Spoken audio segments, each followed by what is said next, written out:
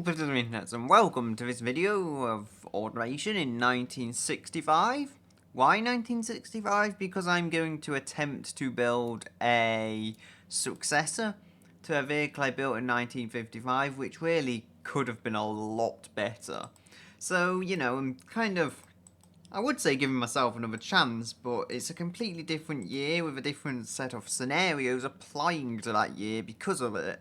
So I'm going to just see what there is really. There's a tiny Fiat thingy I could try, but I think given how I drove the Maluch in BeamNG and it was just all over the place, at least in terms of tippiness, I don't think I want to. There's this 65 coupe. If I could get a four-seater, this is definitely a viable option. Although if I couldn't, then it isn't. Now, we do have fiberglass available to us, so I will consider using that.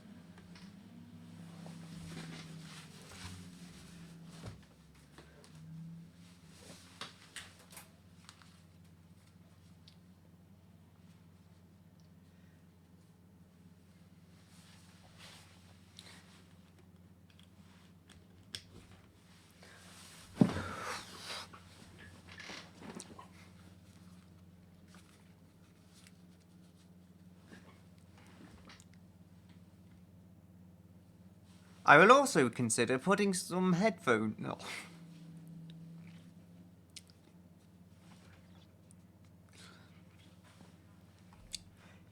I will also consider putting some headphones on so that I can avoid the audio looping back into the microphone, which would be a stupid oversight.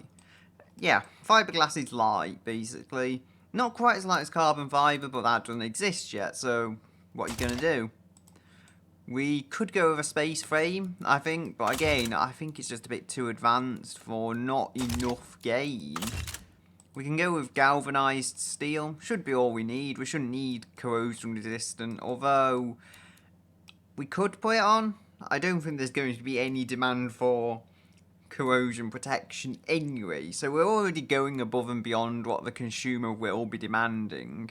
It'll only be some piece of industrial machinery where, there's a lot of water getting thrown about, and I guess off-road trucks and stuff that having the extra corrosion resistance would properly be desirable. We can go with a mid-transverse or a mid-longitudinal engine. I really don't think this is going to be a four-seater though. So, front suspension, double wishbone because it beats solid axle, and rear suspension can be double wishbone. Not quite how I want it to be, but for now I'm just going to throw some stuff together like so. The engine's going to change regardless of what I make it initially. In either large or small ways, something will get changed, so there's not much point in putting loads of effort into an initial engine if it won't even end up fitting in the car. If only I'd said that soon. Instead of after I've built about 200 of these cars. So we have two doors. Doesn't say the number of seats on any of them. It just looks like different roof variants, but that doesn't look like it's going to be a four-seater. Let's try this one. I don't think I want a Targa top because it will reduce stiffness, and we do want stiffness quite a bit when this car's going to be going as quick as I intend it to go. The front end, what should I do about that? I don't know, honestly. Manual or auto? We'll go with a 5-speed manual? Yeah, it's a very, very high-end car, so we can afford to have a 5-speed. We'll go with radials this time round, so it should have some semblance of grip. I can also put wider tyres on it. Maybe even wider than they are now, if I do even more work with it. Solid discs front and drums on the rear. Although it's a very high-end car, I just don't think we'll need a huge amount of braking power on the back. The engine's underpowered, sure, I get that. It's got about 6 horsepower, but it's just a placeholder. Basic interior to save weight for now. We will go with hydraulic power steering though, and the safety will be advanced. Because when you have a high-speed crash, we want to give you the best chance of survival possible. Yeah, I can move that back. I do still want it to be a GT car with 4 seats though. That's the trouble. And I'm pretty sure this isn't going to be. Yeah, 2-seater. Exactly what I thought. I might be able to make it a 3-seater, but even so, that body just will not do for me. We do have what looks like a little Datsun or something though, and that is intriguing. Or it kind of looks like a shrunken version of this, which I think is a Dodge Charger. So, again, intriguing. How about this? 65. There's a lot of 65 bodies. I have so much choice. We even have a Satsuma here. I think this is more of a Datsun. The other was a bit more of an American car. An American? No, American. Yes, I can eventually speak. We can have front transverse or front longitudinal. I don't believe transverse all-wheel drive has been invented yet. 4x4 has, but that will add a lot of weight. Ooh, that weight is brilliant though. 754 kilograms. Now, I'm thinking if we can have a full aluminium engine and keep it down to maybe 700 kilos. This is cast iron, so we should be able to knock a bit of weight off it. Maybe so we can have a very solid basis. We can also go to a 2-door. I'm not sure if that's going to save any weight, but, you know, I'll take what chances I can to try and save that weight. Move that back. I'm just moving the entire profile of the car a bit further back as I can. Move that forwards actually, and then move the entire lot of the bumper back. Move this back. I think that looks okay, although it's got a big rear end. Not exactly what I look for in a car. Maybe that's just me. Still, I think it looks okay. I'm going to go for more of a race car with this, like a Murmur Z. There was a good race car for that in BeamNG, so I'm actually going to try and, I wouldn't say build an exact replica, but build something that's slightly close to that. Now, just moving on, how is the weight balance? Oh dear. It's not good, however, the total weight is very low, just over 700 kilos, so it is what it is. I'm going to have to tweak the suspension and other such components though. I feel I should try McPherson's strut on the front, partially because it's lighter, partially because I think having it on the front in a car of this nature is probably actually better for it. What other technologies do we have as well instead of double wishbone? Do we have anything lighter that could go on the rear? Yeah, it doesn't save much weight, but it saves a bit, and where it does save weight, it saves it over the front. That saves a bit of weight. It saves it over the rear, though. And they don't save any weight. So we're going to just go with the lightest, which is trailing arm. And also a decent semi-independent suspension type. Let's see what width of tyres we can get on it as well. Because if we can fit decent width of tyres with this, it could have incredible traction on the road. 235s. They are, I would say, a little too wide, personally, for what this car is. But that's just me. And we can probably make the fronts a little smaller. No, I want 195s, I think, for the front. They should do a decent enough job of gripping to the road. I mean, it's got massive fender flares, and it probably doesn't need massive fender flares, but I'm going with them to keep the 245 tyres. And I'll give it the sport compound tyres, because I know how this was before and I want grip. I really want grip. Move the gears so they are really tight, and it is not scoring very well on anything, but the reason for that is obvious. So we're at 115 kilos now. If we change this stuff up, how heavy is it? 92? And then we're going to make it a bigger... let's make it a flat 4. That should move weight back. You shouldn't be able to get weight any further back than if it was a flat 4. And... why am I going on a V6? Ah, that was it. Direct acting overhead cam. Still seems like the most relevant technology for the 60s.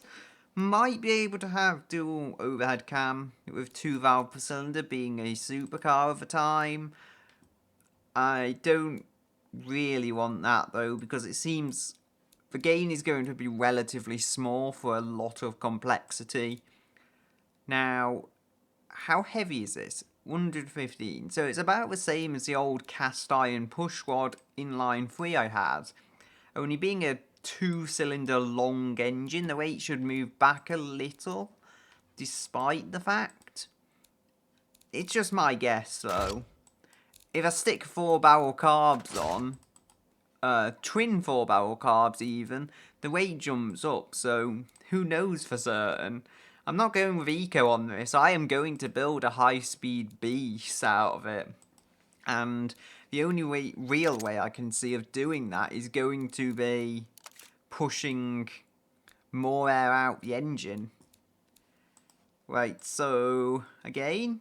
Oh, that is good. That is very good. 56.5% front. It isn't, like, great if you compare it to a Lamborghini of the era. Sure, they didn't have loads of weight over the front like this does. However, 750 kilos, and it's not excessive. It seems no worse than any other sports car of the era. So I would be quite pleased with that. Well, I am quite pleased with it because I built it as well, partially. Still, I'm going to make a load of changes as I did before. I will probably retain this body this time though. I don't see why I should need to change it. The weight balance is good enough and the weight itself is exceptional. Anyway, I'll see you soon. So, I kind of have a car, and it is a GT car. Just very, very different. It is not lightweight. If I show you somewhere, hopefully. That's the engine. Anyway, yeah. A V16 for size reasons. You'll see soon enough why I had to go with a V16. But it is dual overhead camera. It is very fancy.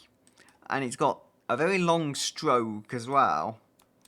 More so than the bore, because that's how I'm able to get it in the car. And here's our transmission. A 5-speed manual. I think it's 0.2 of a second quicker to 60 than a Lamborghini Miura, despite having less power and a lot more weight. So that's something we can take in our stride. I have built this as much more of a luxury vehicle, but as you'll see, it is still very low, much lower than before, even with McPherson strut on the front, which I've used because I think before I had double wishbone, and that didn't go well. The tyres are stupid wide, if we look here, at least on the rear they are. The fronts are more reasonable. I have tried to get something that would grip, and that's what I came up with. I don't think I'll need semi-slicks at this width. I could be wrong, but I really think that's wide enough. Before I had something like 195, so it's better. It's a lot better. 375 brakes all around, and they are just adjusted in terms of bias and stuff.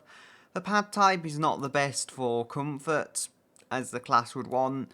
But you know what, I decided I'm just going to ignore that. I'm going to go full race and get the best braking I can out of it. Because I've built cars before for markets and the braking was really weak, at least on one of them. And yeah, we've got a very luxury interior. I eventually just caved. There was no way I was going to get a nice interior and get it to be light, so I just decided, hey, why don't I just build a bigger, heavier car, and instead of taking concern into how light it is, just put bigger tyres on it, give it a space frame even. And the body, well, that's aluminium, and the front tyres are also quite wide, especially for 1965, but it is, I think, a very good looking car. I mean, the engine has size constraints, you'll see it under there. It is a mid-engined car, it doesn't look mid-engined, and I did that intentionally so, because I didn't want it to seem excessive. I mean, I put some ventilation for the engine around here, but I didn't want it to scream I'm a mid-engined hypercar. I mean, it's low, but it is a GT car at its heart. A luxury GT car even. Just one with supercar beating potential. 61% just about of weight is at the rear. And 61 at the rear, and that means 39 at the front. It's more like 61.4 though. You know, I don't think it's enough to cause the car major trouble. At least that's what I'm hoping. It does already have mirrors built in. I forgot to add them, but it already has them, so that's no problem. I've given it a wing and a front lip, but I've not adjusted them because, well, it's the 1960s and no one really knew what they were doing with aero back then. So it's got positive rear downforce and then lift on the front, as I guess you would expect. I think the Miura was the same. The Miura is a 1966, so it's kind of what I use as a benchmark. But if this is better accelerating despite the weight, then all I have to do is make sure it goes round corners. If this can go around corners, if it can beat the Bolide track toy even, I have a monster on my hands. I certainly hope it can. The one issue that I've come across, besides actually fitting an engine in, is the engine's power curve. I mean, the power's enough, to be honest. It's not as much as the Miura, but it's enough for what I'm trying to do with this car. Unfortunately, it makes it at the very top end of the power band and there's nothing I can do. I mean, I've used the best parts available to me, but there's nothing I can do to make it more resilient, let's say. It's got 16 cylinders. How else can I put it? It is a 2-valve per cylinder engine as well. I'll mention that now. Plus 10 quality on everything as it was before. I think I'll call it the same basic name as before. In the 50s. Pacific Autos.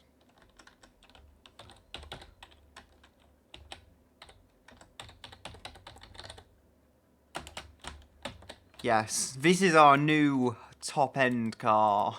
It's going to sit above that. It's going to be top-end performance, top-end luxury, just the best of everything for 1965. Anyway, we do need to export this car to BeamNG Drive and see how it performs. So, here we have the vehicle. Yeah. To me, at least, it does sound strange, because it's a car you expect to have a really muscular growl, and I don't know, that doesn't look right with the tyres. One's poking through and the other isn't. It's almost like the suspension broke. Oh well, I think it's just the road isn't quite level.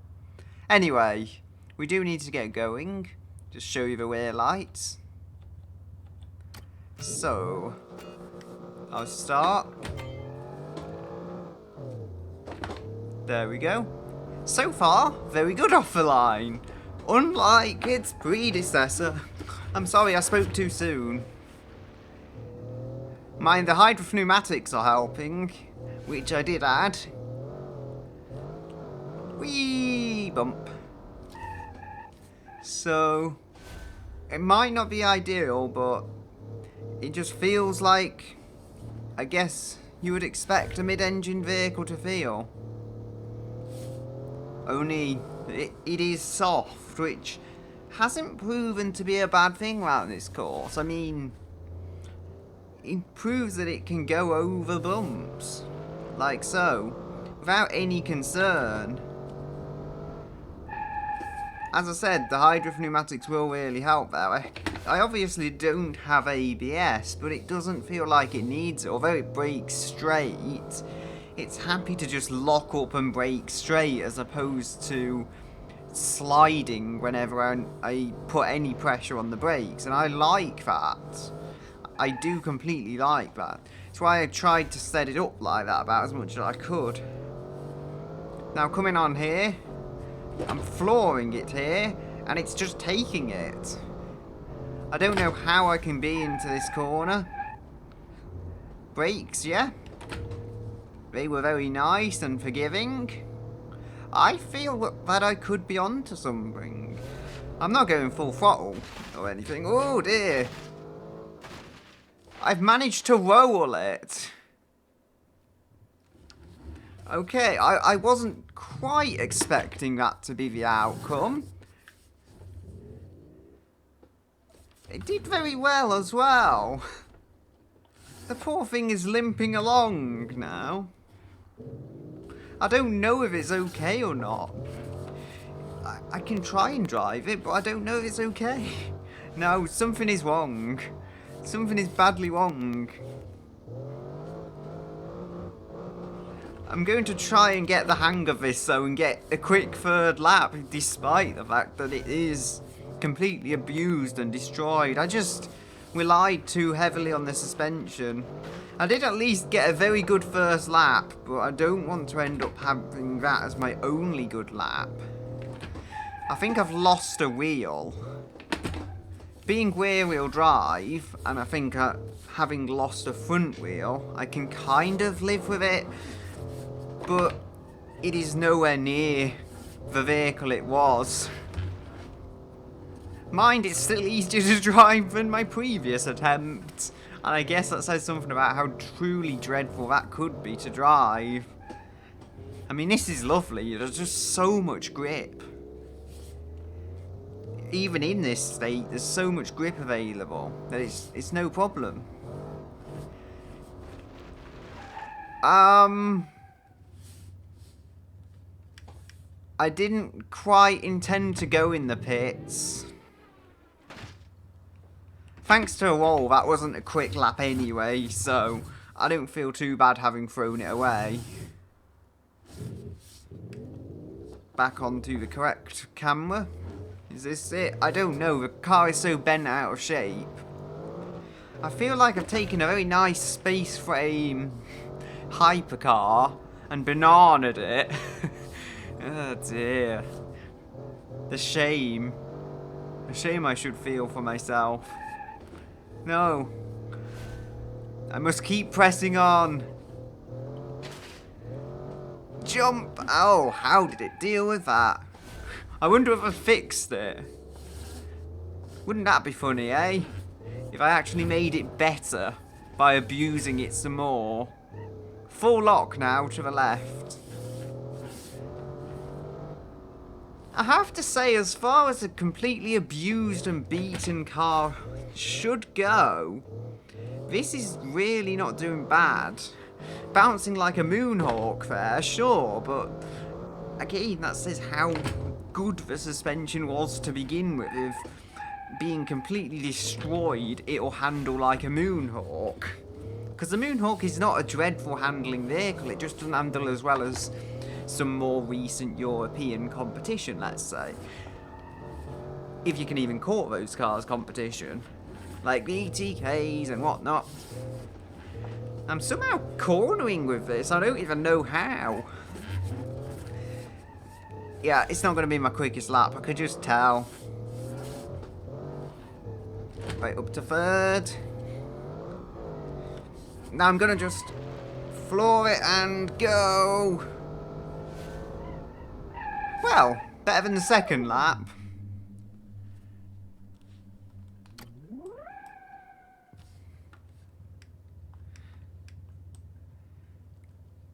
So, I've accidentally reset my car, but I did manage to get the time, and it's good, actually.